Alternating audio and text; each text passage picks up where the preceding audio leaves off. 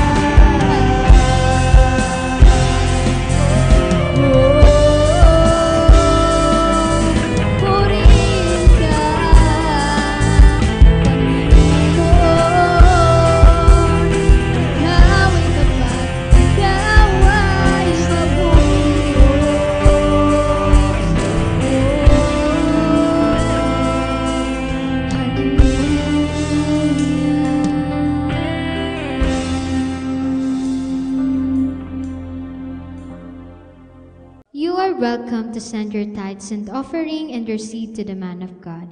May the Lord bless your generosity and your support in our ministry. Kindly send your seeds and your tithes into this GCash account number, 0912-7327627. God bless you bountifully.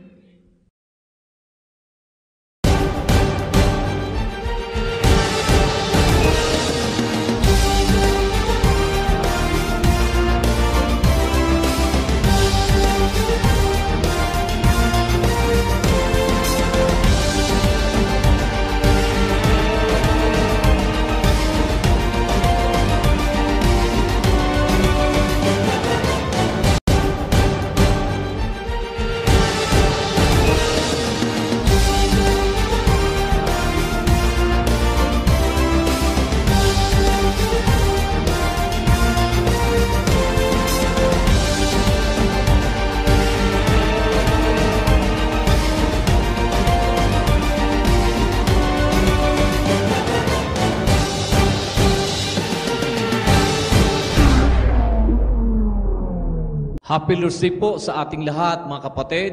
Welcome po sa ating online worship celebration at sa ating on-site worship celebration. Mahalaga po ang nais ko pong talakayin at ibahagi sa araw na ito. Pakinggan po nating mabuti dahil ito po ay para sa inyo at para sa akin. My topic is entitled, Why Can't You Win and Make Disciples? Why can't you win and make disciples? Bakit hindi ka makapag-win at makapag-disipulo? Bakit maraming Kristiyano hindi makapag-akay, hindi makapag-imbita, at hindi makapag-alaga ng iba? Sa aklat ng Mateo 28:19 hanggang 20, nag-utos ang Panginoon. Maliwanag ang kanyang sinabi sa lahat. Go, win souls and make disciples. Humayo kayong lahat. Gawin yung alagad ko ang lahat ng mga bansa. Win souls and make disciples. Kanino ito iniuutos? Hindi lang sa mga apostol, kundi sa lahat ng mga nananampalataya kay Kristo. Kaya kapatid, kung nakikinig ka sa oras na ito, ang minsang ito ay para sa iyo. If you are a believer of Christ. Maraming Kristiyano ang faithful sa pag-attend ng church. Ang iba hindi faithful. Maraming Kristiyano faithful na nagpipray, nagbabasa ng Bible. Pero pagdating sa winning souls and making disciples, tahimik, passive, walang kibo at takot. Ang tanong, bakit kaya? Ano ang humahadlang sa atin para hindi makapag-win ng kaluluwa, hindi makapag-alaga ng kapwa? The Great Commission is not a suggestion. Hindi rin ito great option. The Great Commission is an obligation. Utos ng Diyos na dapat ginagawa ng bawat individual na mananampalataya. Kaibigan, kapatid, kung ikaw ay tunay na mananampalataya ni Kristo, may responsibilidad na ipinagagawa sa iyo ang Panginoon na akayin mo ang pamilya mo, akayin mo ang mahal mo sa buhay, kaibigan mo, kakilala mo, kapitbahay mo, kapwa mo. Pero bakit di mo nagagawa ang utos ng Panginoon na mag-akay at mag-alaga? Di tayo makapag-imbita. Hindi tayo makapagyaya. Merong 5 dahilan bakit di natin nagagawa yung winning souls and making disciples. Ang unang dahilan, wala kang burden for the lost. Wala kang burden, wala kang kabigatan para sa mga nawawala. In Romans 9:2-3, Paul said, he had great sorrow for the lost. Ang katotohanan na ito, minsan wala tayong pakialam. We are too busy, too distracted, or too comfortable. Akala natin, pastor lang ang dapat gagawa nito. Mga kaibigan, mga kapatid, ang Great Commission to win souls and make disciples ay ibinigay hindi lang sa mga apostol, kundi sa lahat ng mga mananampalataya ni Kristo. Kaya kung nga kayo hinihikayat na umpisahan natin sa mga kaibigan natin, sa pamilya natin, sa kaklase natin, puro lang tayo plano, pero hindi tayo umaaksyon. Hindi mo man lang ma-invite yung kaklase mo. Hindi mo man lang mayaya yung kasama mo sa bahay. Akala mo ba hindi nila kailangan ang kaligtasan? Akala mo ba ikaw lang yung deserve maligtas at hindi sila? Yung pamilya mo, magulang mo, asawa mo, anak mo, kaklase mo, they also deserve to know the Savior. They deserve to hear the gospel. Buti ikaw tinanggap mo na at pinanampalatayanan mo na si Kristo. Paano naman yung mahal mo sa buhay? Yung magulang mo, yung anak mo, yung best friend mo, yung lolo mo.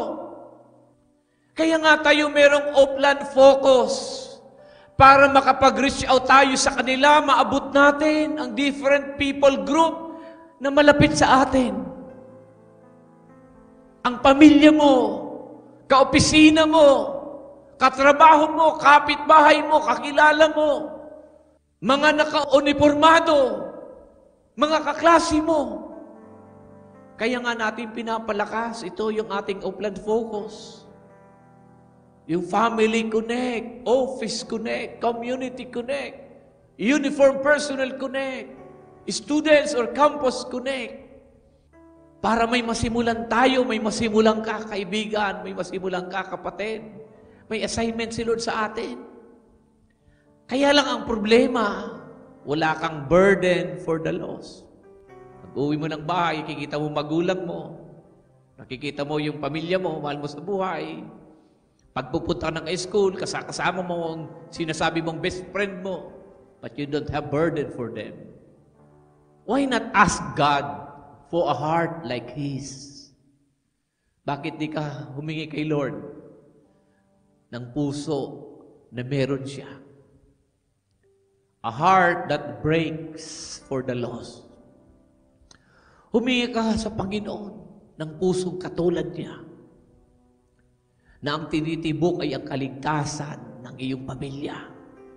Ang itinitibok ay kaligtasan ng kaluluwa. Kaligtasan ng iyong kapwa. Hingin mo kay Lord, Lord, give me a heart like yours. Na maramdaman mo ang nararamdaman ng Diyos para sa kanila. At makita mo kung paano sila tinitingnan ng Diyos. You pray this, Lord, give me eyes to see people the way you see them. And give me a heart to feel what you feel about them.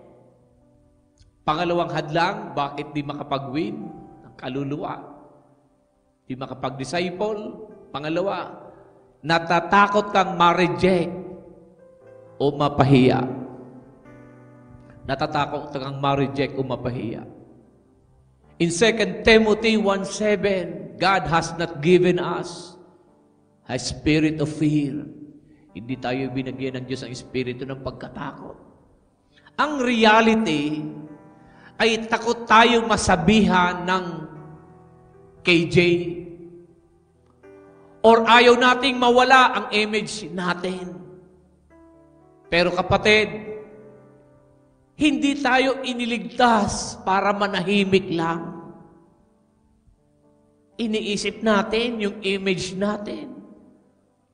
Ayaw nating mapahiya, ayaw nating ma-reject. Ngunit ang Panginoon, hindi ba niya alam na duduraan siya? Hindi ba alam ng Panginoon, sasampalin siya, huhubaran, iinsultuhin? Alam ng Panginoon ang mangyayari sa kanya doon sa krus. Pero hinarap niya dahil iniisip niya ang kaligtasan mo. He was rejected so you can be accepted.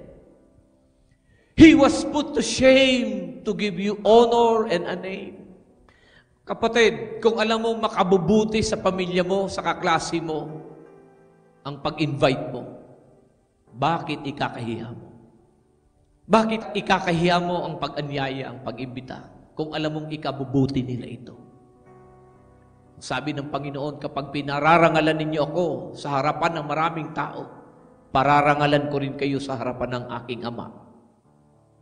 Ngunit kapag ikinahiya ninyo ako sa harapan ng mga tao, ikahihiya ko rin kayo sa harapan ng aking Ama. Meron pa po ba sa atin dito na ingat na malaman ng iba na naglilingkod ka na kay Kristo? What are you ashamed of? Sino dito ang ingat ka? Baka malalaman ng iba na nag-church ka na, nakilala mo na si Lord. Kapatid, kung bakit nakilala mo ang Panginoon at nandito ka ngayon, dahil may ginamit ang Diyos na hindi siya ikinahiya sa iyo. Itong hamon sa iyo ng Panginoon, get out of your cave. Kung tunay kang believer, you will not be ashamed of Jesus Christ. Hindi mo ikakaya si Lord. I-chat mo ang kaklase mo, ang old friend mo. Classmate, friend, sama ka sa akin sa linggo. Invite kita. Hindi mo ikakaya mag-invite. Pag uwi mo ng bahay, sasabihin mo sa magulang mo, Ma, Pa, sa Domingo, umupod ka ha sa ako. May kakatuog kita. Huwag kang mahiya. Bakit natin ikakahiya ang Panginoon? Mag-practice ka ng i-share sa iba yung kabutihan ng Diyos sa pamamagitan ng testimony mo. Ikwento mo sa kaklase mo. Ikwento mo sa kaopisina mo. Yung ginawa ng Diyos sa iyo. Bakit ka mahiya? Share your testimony. Tandaan mo, kung i-reject man nila ang sinasabi mo, rejection is not personal. They are rejecting the message. They are rejecting Christ, not you. Kung meron man silang i-reject, hindi ka ang mensahe o si Kristo. Pero alam ko, meron at meron sa kanila ang tatanggap sa sasabihin mo tungkol kay Kristo. In fact, matagal ka na nilang inaantay na magkwento at magyaya sa kanila. So yun ang pangalawang dahilan bakit di nakakapag-win, nahihiya, takot ma-reject. Huwag ka nang mahiya, kapatid. Sayang sila. Matagal na silang nag-aantay sa iyo. Pangatlong dahilan bakit di makapag-win at makapag-disciple? Pangatlong, hindi ka pa rooted or matured spiritually. Hindi ka pa rooted or matured spiritually. Colossians 2:7, rooted and built up in Him.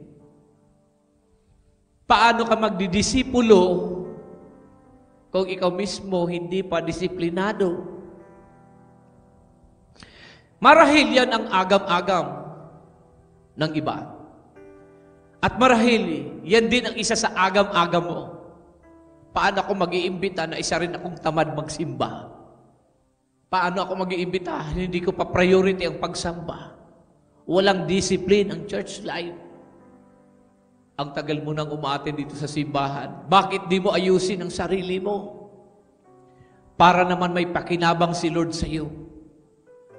Sabi ng aklat ng Kolosas, be rooted and built up in Him. Palalimin natin yung ating ugat ng ating pagmamahal at paglilingkod. Sa paglilingkod sa Diyos, huwag kang manatili sa ibabaw. Dapat sa paglipas ng panahon, lumalalim ka sa pananampalataya, nag-uugat ang iyong pag-ibig, tumatatag ang iyong commitment sa ating Panginoon. Simulan mong maging regular sa pagdalo sa gawain, sa ating church celebration. Maging consistent. Sikaping lumago. Huwag yung lumalabo. Mag-participate ka ng tuloy-tuloy, hindi putol-putol. Atin ka ng discipleship, tuloy-tuloy. Atin ka ng church celebration, tuloy-tuloy. Pupunta ka ng connect group. Mag-join ka sa family connect, tuloy-tuloy, hindi putol-putol. Para naman wala kang agam-agam mag-imbita ng kapwa at masabayan mong lumago kay Lord. Discipleship is not about perfection. It's all about progress and obedience. Simulan mo na maging consistent ang church life. Mag-join ka sa small group. Sarahan mo saglit yung tindahan mo. O pabantayin mo saglit kahit isang oras ang tindahan mo. Mag-join ka sa connect group. Be mentored. Kailangan nagpapamentor ka, may leader ka na pinapakinggan at sinusundan. So you can also mentor others. Mag-commit na sumunod sa leader mo, sa pastor mo. Pang-apat na dahilan why others cannot win. Pang-apat, walang intentionality. Walang intentionality. Matthew 4:19, follow me and I will make you fishers of men. Kung walang intentional effort, walang mangyayari. Kung puro lang plano, walang mapapanalo. Aksyon naman ang gawin mo. Nakailang group sharing na tayo sa ating connect group. Sino ang target mo? Kailan mo gagawin? Nakailang group sharing na tayo. Kung sinong target person mo, kailan mo i-invite. Puro lang tayo plano ng plano. Aksyonan mo naman, kapatid. Be intentional. Maging intentional yung effort mo, nakaplano. Aksyonan mo yung plano mo. Matagal mo na silang pinagpipray. Yayain mo na, imbitahan mo na, isama mo na. Gawin mong intentional. Imbitahan mo, daanan mo, pamasahian mo. I-treat mo kung kinakailangan, alagaan mo. Schedule time to reach out to people. Kaibigan, kapatid, kailan mo ba sila i-invite? Sino yun? Kailan mo ba i-invite yung target mo? Kailan mo i-invite yung pamilya mo, mahal mo sa buhay o kaklase mo? Schedule time to reach out and invite. Build relationship on purpose, not just by accident. Imbitahan natin sila. Intentional, intentional. Pag hindi intentional, walang mangyayari. Panglimang dahilan, bakit di makapag-win at makapag-make disciple? Panglima, you are not living a life worth imitating. You are not living a life worth imitating. In 1 Corinthians 11:1, imitate me as I imitate Christ, sabi ni Apostol Pablo. Kung hindi maganda ang testimony natin, hindi tayo credible. Kaya tama na ang kakakompromise sa mundo. Tigilan na natin ang kakakompromise sa mundo. Kapatid, si Lord naman ang parangalan mo sa buhay mo. Siya naman ang mag-glorify sa buhay mo. Huwag na yung kamunduhan. In Matthew 5:16, let your light shine before men, that they may see your good works and glorify your Father in heaven. Live a life that reflects Christ daily. Be real, be humble. Let people see Jesus in you. Makita nila nagbago ka na. Mamuhay ka na mahihikayat ang ibang gayahin ka. If they see you faithful, they will be encouraged to be faithful. If they see you devoted to Christ, they will be encouraged to devote themselves to Christ. Mamuhay tayo, kapatid. Si Lord ang napaparangalan. Si Lord ang nadadakila. Kapatid, ang discipleship ay hindi optional. Ito ang misyon ng bawat Kristiyano. Kung hindi ka pa nakakapag-win ng kaluluwa at nagdi-disciple, itanong mo sa sarili mo, anong humahadlang sa akin? Am I willing to obey God fully? Aksyon na natin ito, kapatid. Ito ang aking hamon sa inyo.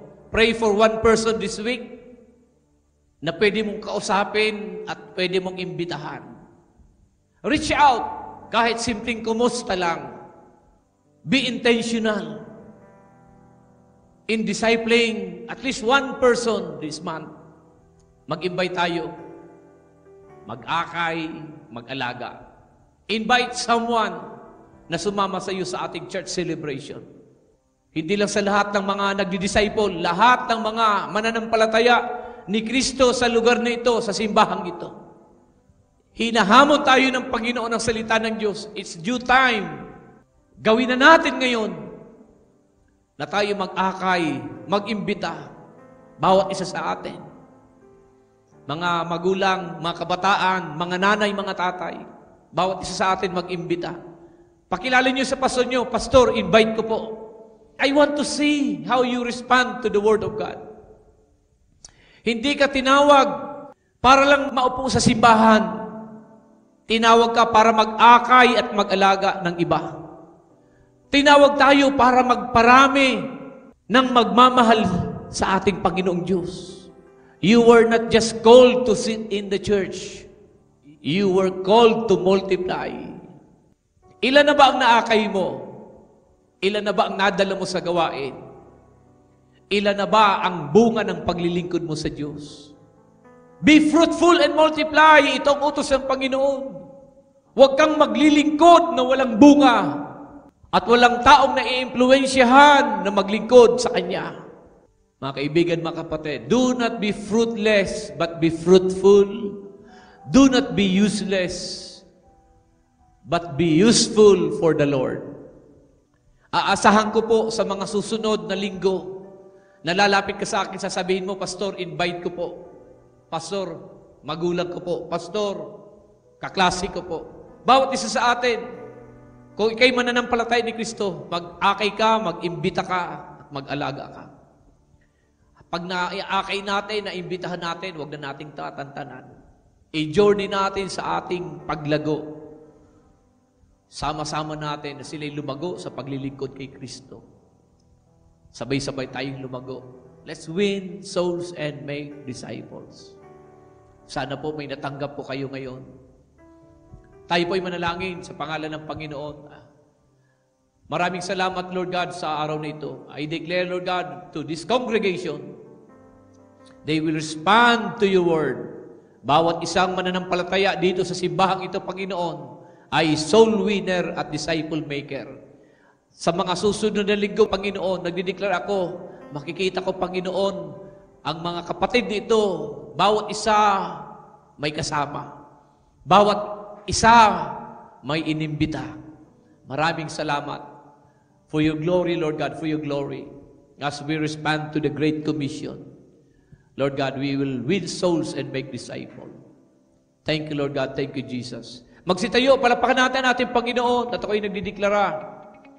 Ang kapayapaan ng Panginoon sa ating lahat, ang panatag na puso, ang matiwasay na pag-iisip, ang masayang kaloob at malakas sa pangangatawan, ang pinagpalang buhay at kabuhayan ay dumali sa iyo at sa iyong sambahayan. Pakaingatan ka ng Diyos sa isang buong linggong darating at ang kapayapaan niya maghari sa atin. Tanggapin natin lahat ito sa pangalan ng Ama, ng Anak at ng Espiritu Santo. Lahat ay magsabi ng Amen. Happy Lord's Day. Happy Lord's Day.